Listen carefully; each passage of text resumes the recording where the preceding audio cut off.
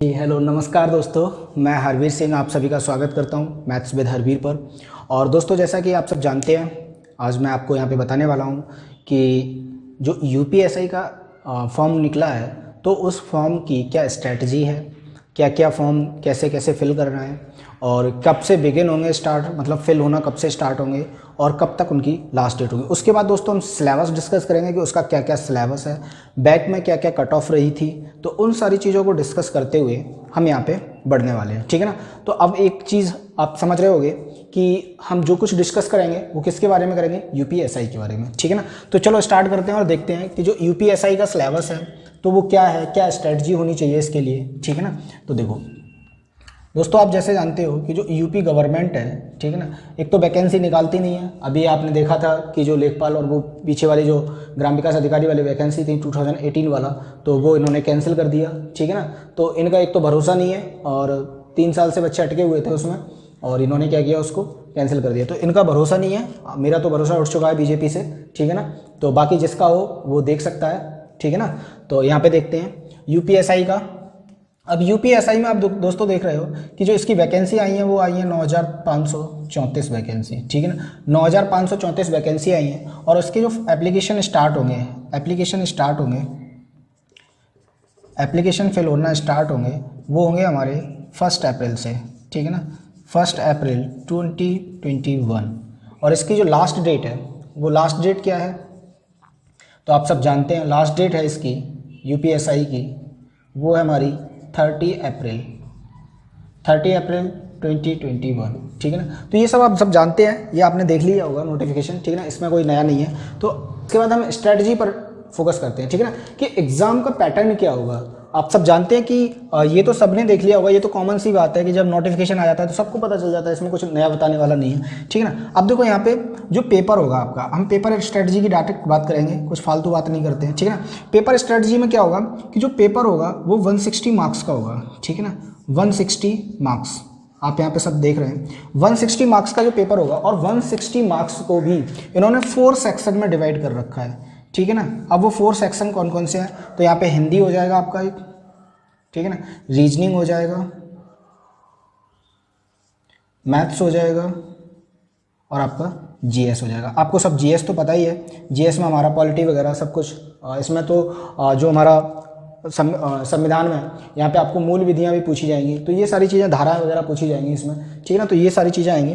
अब देखो हिंदी का जो पोर्शन है उसमें 40 क्वेश्चन होंगे, ठीक है ना, मतलब ईच सेक्शन 40 क्वेश्चंस, ठीक है ना। ईच सेक्शन में कितने होंगे, 40 क्वेश्चंस। अब यहाँ पे एक चीज़ आप देख रहे होंगे, जो 40 क्वेश्चंस होंगे उनकी मार्किंग क्या होगी, ठीक है ना।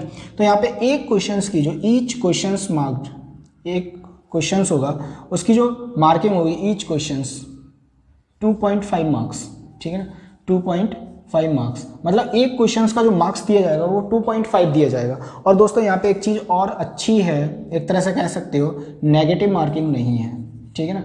तो नेगेटिव मार्किंग नहीं है तो जो लोग तुक्का लगाते हैं उनके लिए तो बेनिफिशियल है, ठीक है ना, उनके लिए तो एक तरह से सोने पे सुहागा है, ठीक है ना। तो मतलब यहाँ पे नेगेटिव मार्किंग नहीं है, तो नेगेटिव मार्किंग नहीं मतलब यहाँ पे आपकी नेगेटिव में मार्क्स जाने के चांस नहीं है, ठीक है ना। अब 160 मार्क्स हैं, मतलब क्वेश्चंस, 160 क्वेश्चंस का मतलब 2.5 का एक क्वेश्चन, तो जो 160 क्वेश्चंस हैं वो कितने हो गए, 400 मार्क्स के, ठीक है ना। 400 मार्क्स का पेपर होगा आपका, 160 क्वेश्चंस के जो मार्क्स होंगे वो 400 होंगे, ठीक है ना, 400 मार्क्स। अब दोस्तों 400 मार्क्स में, तो इसका मतलब क्या समझ आया हमें कि ये जो 40 क्वेश्चंस हैं ये 100 मार्क्स, ठीक है ना, ये 100 मार्क्स, ये भी 100 मार्क्स, ये भी 100 मार्क्स और ये भी 100 मार्क्स, मतलब 100 मार्क्स के सारे पोर्शंस क्या होंगे, 100 मार्क्स होंगे। लेकिन इसमें एक लोचा है कि यहाँ पे इन्होंने क्या कहा है कि आपको 35% मार्क्स लाना कंपलसरी है, ये कंपलसरी है, ठीक है ना, मतलब 35% आपको मार्क्स लाने ही लाने हैं। अगर आपको सेक्शन, मतलब यहाँ पे इन्होंने सेक्शनल कट ऑफ की बात की है, ठीक है ना, कि आपको हर एक सेक्शन में 35 मार्क्स लेकर आने, मतलब 100 मार्क्स का क्वेश्चन, 100 का मतलब है आपको 35 मार्क्स तो लेकर आने ही आने हैं, समझ आ रहा है ना, 35 मार्क्स लेकर आने ही हैं। तो ये सबके आ जाएंगे, आई थिंक, आई होप कि आप सभी का इतना तो सबका अच्छा होता है, ठीक है ना। और जो बिल्कुल जानता ही नहीं है, यूपीएसआई क्या है उसने भर दिया तो फिर उसकी कह नहीं सकते, लेकिन आपको आपके सबके आ जाएंगे, ठीक है ना। तो 35 मार्क्स मतलब ईच सेक्शन, यहाँ पे लिख लेना ईच सेक्शन, ठीक है ना, मतलब ईच सेक्शंस सभी में जो आपके जो मैंने चारों सेक्शन लिखे हैं, ठीक है ना, इन चारों सेक्शंस में आपके 35 मार्क्स होने चाहिए, ठीक है ना।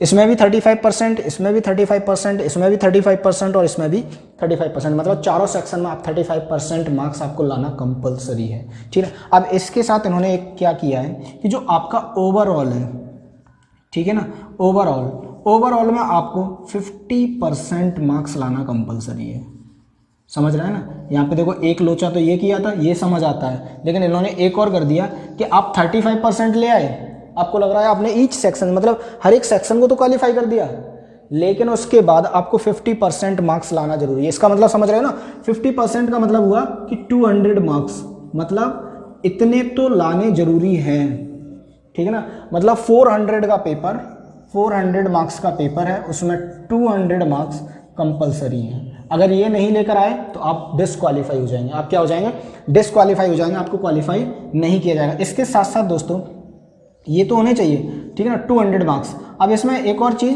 अब यहाँ पे क्या होगा, आपको अगर आप 200 मार्क्स ले आए, मान लीजिए कोई बच्चा 200 मार्क्स ही लेकर आया, क्लियर, 200 मार्क्स मतलब 50% लेकर आया, तो यहाँ पे क्या है कि उसको आगे कब भेजा जाएगा। अब उसको ये लगता है कि अगर मैंने 50% मार्क्स ले आया तो मैं क्वालिफाई हो गया, बिल्कुल नहीं हुआ, ठीक है ना। कैसे नहीं हुआ, क्योंकि यहाँ पे लगेगी फिर कट ऑफ, समझ रहे हो ना, अब लगेगी कट ऑफ। अब कट ऑफ में आप क्वालिफाई कर पाते हो तभी आपको भेजा जाएगा। तो इसका मतलब है कि यहाँ पे एक चीज़ तो समझ आती है कि आपको 400 में से मिनिमम 70% मार्क्स तो लेकर आने ही आने हैं, समझ आ रहा है ना, मिनिमम 70% मार्क्स आपको लेकर ही आने हैं। इसका मतलब क्या हुआ कि यहाँ पे जो आपके 70% मतलब मैं कह सकता हूँ यहाँ पे 280 मार्क्स तो आपके होने ही चाहिए। अगर आप यहाँ से कम जा रहे हो 280 से, मैं 70% की बात कर रहा हूँ, कट ऑफ तो इससे ऊपर जाएगी, ठीक है ना। जनरल की बात कर रहा हूँ, कम से कम 300 प्लस मार्क्स, 300 प्लस, ठीक है ना।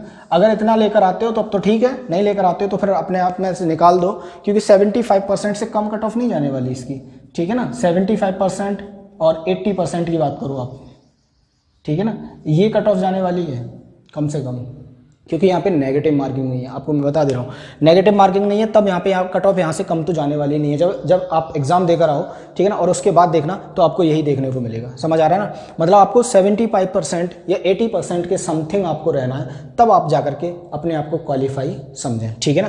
तो ये आपको करना है। अब दोस्तों अब मैं आपको यहाँ पे एक और चीज़ बताने वाला हूँ कि जो मैं आपको पढ़ाने वाला हूँ वो क्या है, ठीक है ना। तो मैं यहाँ पे आपके साथ डिस्कस करूँगा, वो होगा हमारा मैथ का सिलेबस। क्या होगा हमारा, मैथ्स का सिलेबस, ठीक है ना। तो मतलब हम 100 मार्क्स को यहाँ पे लेकर चलेंगे, और मैथ्स में जो 100 मार्क्स होंगे वो मैं आपके यहाँ पे तैयार कराऊंगा, ठीक है ना। 100 मार्क्स में कौन सी सब्जेक्ट हमारी आ जाएगी, मैथ्स। वैसे तो सारी सब्जेक्ट्स हैं, ठीक है ना, मैथ्स। तो मैथ्स को हम यहाँ डिस्कस करेंगे, और मैथ्स के 40 क्वेश्चंस आएंगे, और किस किस चैप्टर से क्या क्या आएगा उन सारी चीज़ों को हम कल वाली वीडियो में देखेंगे, ठीक है ना। तो मैं यहाँ पे बता दे रहा हूँ आपको 40 क्वेश्चंस मैं यहाँ कराने वाला हूँ, और जो हमारा कल जो स्टार्ट होगा मैथ्स में, कल से स्टार्ट कर दूंगा, ठीक है ना। और मैथ्स में जो हमारा फर्स्ट टॉपिक स्टार्ट होगा वो होगा ज्योमेट्री, ठीक है। हम लेकर चलेंगे, क्या लेकर चलेंगे, एडवांस को लेकर चलेंगे, ठीक है ना, क्योंकि जो भी इसमें एडवांस जितना भी आएगा पहले एडवांस को कवर करेंगे, जिस लेवल का एडवांस आ सकता है हम उस लेवल तक जाएंगे, और उसके बाद एडवांस जैसे ही हमारा ज्योमेट्री खत्म होगा फिर हम अर्थमेटिक पर आ जाएंगे, ठीक है ना। तो एडवांस से आपको मैं बता दे रहा हूँ 40 क्वेश्चंस में आपको यहाँ पे कम से कम 15 क्वेश्चंस देखने को मिलेंगे, ठीक है ना। 15 से और मैक्सिमम ही आप जाओ, 15 क्वेश्चंस तो मिनिमम बता रहा हूँ मैं, ठीक है ना। मतलब 15 क्वेश्चन से 20 क्वेश्चंस तक आपको यहाँ पे एडवांस से ही देखने को मिलेंगे, ठीक है ना। और जो 20 क्वेश्चंस ये 25 से 20 क्वेश्चंस होंगे वो आपको क्वांट से देखने को मिलेंगे, ठीक है ना। तो ये आएगा मैथ्स में आपका, और इन सारी चीज़ों को हम डिस्कस करेंगे।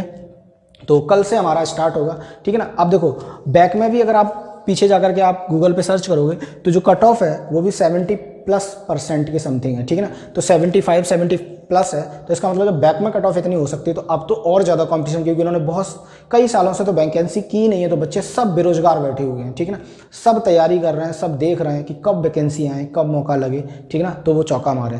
तो सिंपल सी बात है कि आपको यहाँ पे बिल्कुल भी अपने आप को ढीला नहीं छोड़ना है, ठीक है ना। अगर आपने एक बार भी गलती की तो यहाँ पे आप मौका गवा देंगे, ठीक है ना, 2 स्टार का मौका गवा देंगे। तो इसलिए आपको यहाँ पे ये अपनी स्ट्रेटजी बनाकर चलनी है, ठीक है ना। और हम कल से मैथ डिस्कस करेंगे, बिल्कुल बेसिक लेवल से चलेंगे, यहाँ पे कोई भी मतलब भगदड़ नहीं होगी, कोई भी आराम से चलेंगे, बिल्कुल बेसिक से, ठीक है ना। और बेसिक लेवल से एडवांस लेवल तक चलेंगे, ठीक है ना, बेसिक से बिल्कुल एडवांस लेवल तक, मतलब 0 लेवल से चलेंगे और आपको एडवांस लेवल तक ले जाएंगे, जहां तक हमारा मतलब क्वेश्चंस पूछा जा सकता है। आप एक तरह से कह सकते हो कि मैं पूरा सीजीएल का लेकर चलूंगा, ठीक है ना, एसएससी जो सीजीएल का आता है, सीजीएल, ठीक है ना, एसएससी सीजीएल का मतलब इससे ज़्यादा हार्ड तो नहीं हो सकता, ठीक है ना, सीजीएल से ज़्यादा हार्ड नहीं हो सकता आपका यूपीएसआई, ठीक है ना। तो सीजीएल का मैथ बहुत ज़्यादा लेवल हाई होता है, तो ये एक तरह से अगर ये लेवल डिस्कस हमने कर लिया तो फिर यूपीएसआई का मैथ कुछ भी नहीं बचेगा, ठीक है ना।